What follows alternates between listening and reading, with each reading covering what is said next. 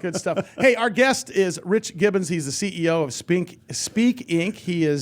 He's in studio today, and I'll tell you what, man, I've heard a lot about you. Of course, Rusty Nails, my less capable regular partner, is a public speaker. Of course, Troy is on. These guys have been bugging me about going on the public speaking circuit for a long time. I don't know if I have the chops to do it. I like being. You seem to have the gift of gab. I like the warm anonymity of a dark TV radio studio. Where no one can touch me. Where nobody can touch me or look back at me. How are you, man? Good to talk to you. Good to be here. So tell us about Speak Inc. Tell us about that whole world. I don't think people. I know that when I heard about it, I was really surprised that it's such a thriving business and thriving industry. Yeah, well, it's before I got into the business, when I learned what the business was, I thought, how many companies can be doing that? Yeah. Turns out, a lot. It's a very, very competitive business because there's a finite universe of buyers out there, and we're all kind of going after the same people. Now, are you guys are you sort of a congregator of speakers, and you connect speakers with speaking?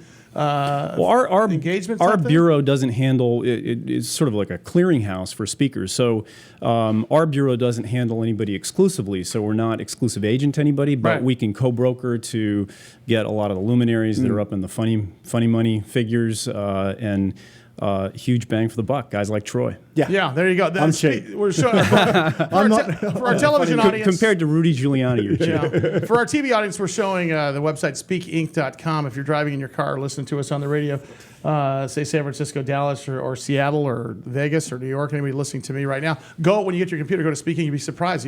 I recognize half the people that are being scrolled on the computer screen. Mm-hmm. Now, when you called yourself a bureau. Yeah, speakers bureau is the most common term. They're managers, agents, but so a speakers bureau will work in predominantly in the corporate market and the trade association market, and we've done some work with Troy in the petrochemical sector, manufacturing. So do you find a guy? So say you have a Troy Hazard here who's a turnaround specialist. He's got a great story about business and about success and failure, and so do you find those industries that might fit well with that? Is that the job you guys do, or is it just a matter of matching guy with event? The hard part is actually finding the people with a checkbook. So that'll pay a guy. Yeah, exactly. Well, so come pay you to come speak. He can't pay me to come speak. He ain't paying you enough. I'm just teasing you. But what we're tasked with doing is finding buyers that have large conferences that can afford people like Troy. It's almost like an agent, like a Hollywood agent, but you're not exclusive to one person. Yeah, that's true, and really they're easy to deal with. what often happens is when. And it was certainly the case with Troy and to a lesser extent Russ. Oh, don't see? Boy. But when you hear a corporate buyer, or an executive director of a trade association say over and over and over again, boy, this guy kills it. He crafts his message to our audience. Yeah. He understands our industry, and it's just a pleasure to work with. There's a two-way street there. These guys have got to give a good brief too. They've got to. Let's talk about that. So Rich Gibbons, the CEO of Speak Inc. You can go to speakinc.com. Talk to us about the audiences when someone says that, and this is an industry we're talking about here. And you look at, there's a lot of folks, our military listeners out there, our entrepreneurial listeners out there, our very professional investor. We've got the highest level of investors listening to us. Some of those guys have experiences that might translate to corporate America, don't you think? Yeah, that's true. And Troy and I have talked about how cynical and jaded a lot of the audiences that are out there now, and they really want to hear from somebody who has got some battle scars, and they're not armchair theorists. They're more coming from a place of authenticity. The name of the company, once again, Speak Inc. It is a speakers bureau, and really an interesting. Drill down the website, spend some time there on it. Talk to us about the best topics out there right now. Is what do sales forces and what do businesses want to hear right now? Is it all motivational? Everything's going to be okay, or is it how to fix it if it's wrong? Well, it really all centralizes around business growth. Regardless of the size of the organization or the industry sector, everybody's about growing, especially right now. And whether you're coming out of the doldrums or you've been doing well and you want to do even better, really all the topics that center around business growth, whether it's effective teamwork, a high-performance sales team, innovating, differentiating yourself from the competition, branding, embracing social media. There's just a whole host of different tracks, but they really all come back to revenue growth. Yeah.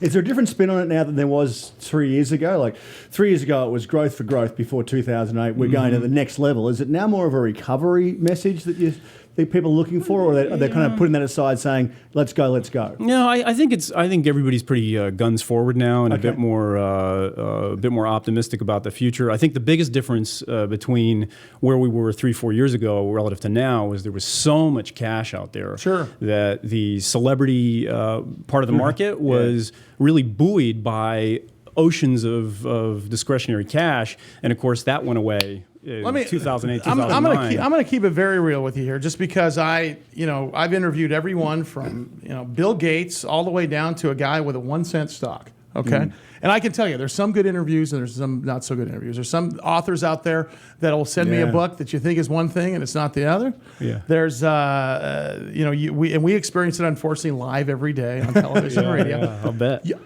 That's got to be part of the byproduct of what happened to this economy in the last couple of years for you. When we come back from the break, what I want to talk about is everyone can't be a speaker. It's like the American Idol effect. You know what I'm saying? You got a lot of people auditioning. That's the truth. And so because I want to manage folks' expectations out there, because I think there are people out there that could possibly enter into that field. There's also big corporations that watch this show that might be able to use it. But I think at the end of the day, you have to understand there's this American Idol effect. Passion without talent equals American Idol. And you can't be there. Russ and Sully on the Big Biz Show. BigBizShow.com is our website. Our guest today, Rich Gibbons. He's the CEO of Speak Inc. Go to speakinc.com. Check out the website. In the meantime, we get back to the break. I'll give you a little bit of the numbers. We're going to talk about the realities of speaking when we get back to the break with Rich. I'm Sully, Big Biz Show, BigBizShow.com, CBS, ABC, Armed Forces, and Biz Television. Stand by. That's what happens. Rich Gibbons, the CEO of Speak Inc. I want you to go to their website, speakinc.com. It is a speakers bureau that is actively involved in the International Association of Speakers Bureaus. They take speakers and events and put them together and much, much more. My fear, every time I come on the air and I interview someone I've never met before, or it was not referred to me, was I don't know what I'm going to get. I knew what I was going to get with you because Troy knew you. But I can't tell you how many times I get a bad interview because some PR guy gives me a advanced copy of a book that looks pretty good, but the guy on the air is horrible. That's what I call the American Idol effect. And they really want to be on the show because they've got all the passion in the world and they know they should be out there, but guess what? They've got no talent. How dangerous is that for a guy like you? Because with this economy, everybody reinvented themselves the last couple of years, and I got to believe a fair percentage of them wanted to be public speakers. Yeah, no, that's absolutely true. And just because some VP of sales with a customer of ours read a book, loved the book, they fall in love with the paper, but you're not hiring paper. You're hiring somebody to stand up and move hearts and minds, and they get up there and it's a train wreck. And it's happened more than once. I mean, do you do any of the screening? What's the polite way to say, hey, buddy? Or you just don't take a guy like that then? Well, it often, sometimes it'll be driven by the customer, and them that holds the gold makes the rules. Oh, so they want Curtis Matovich out there. It doesn't really matter that you tell. You tell the custoor, Troy would absolutely crush this event. He'd really get the audience Bob Woodward. I want Bob Woodward. I read this sales technique book, and I want Joe Blow. Right. You don't endorse him, but I'll go find him. He ends up on the riser somehow. Well, that's interesting. Last of all, where do you see this going? Is this are you happy that you're in the business? Is this a growing business for you? Has the economy treated you well? Is it resilient through thick and thin here? There's a lot of questions there. It's all the same one. I absolutely adore this business. I've been doing it for 20 years, and one thing that we were talking about the other day in my office was, back in the early 90s, we would listen to these technology futurists who would talk about the expansion of the internet and the throughput and the ability to connect remotely, and how conferences, conventions, business meetings were going to be a thing of the past soon. And of course, that never happened. Well, I now, think the industry is just as robust now as it was. Will there be any acceptance of video conferencing and stuff? I mean, let me give you at least churches, for examples. You know, the big multi-campus churches, Yeah. they've got a main sanctuary. Then they've got, other campuses around where they're watching a video. Is that happening in public speaking at all? Yeah, it's happening. And sometimes the only reason it happens is because a company may be so far flung geographically that it's the only way. They have a finite budget and they've got to get this message out to them. But nothing will ever replace being in the same room with other people. There's an organic quality energy, isn't it? that Skype and other technologies can't replicate. Yeah, you can't replace a live, emphatic guy with a good or gal with a good message. Right. Well, and the interaction as well. When I jump into the crowd, I talk to them, I get them involved, and that sort of stuff. Is that You crowd can't surfing do it. that you're doing? Yeah, exactly. you can't do that over Skype or a conference call or whatever. Good stuff. Before I let you out of here, best topics right now. What are your clients or the customer? What are they asking? It for? really comes back to the business growth. I mean, things that are really going to move the needle, like we were talking about before, that ocean of cash kind of drained away, and corporate leaders really want things that are going to move the needle, and if they invest the money, they want to see return on the investment. Do you ever get up there and have a chat or two up there on the podium?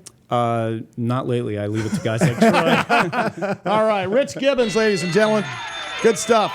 Speak Inc. is the name of the company. I want you to go to their website, speakinc.com. Greg, Rich, thanks so much for coming in, man. I appreciate it. It's nice. That was good. I love when Good to be here. I love when we pull the covers back on an industry that we've never ever heard of before. So, all right, hour number 2 coming up next. Good stuff there. I'm glad that I'm glad that you're the one public speaking. And I'm a warm. We'll get you out there, I'm in mate. the warm We'll get you out. anonymity of my nice warm studio. Breathe. Real people, you can touch them. They're okay. They're nice.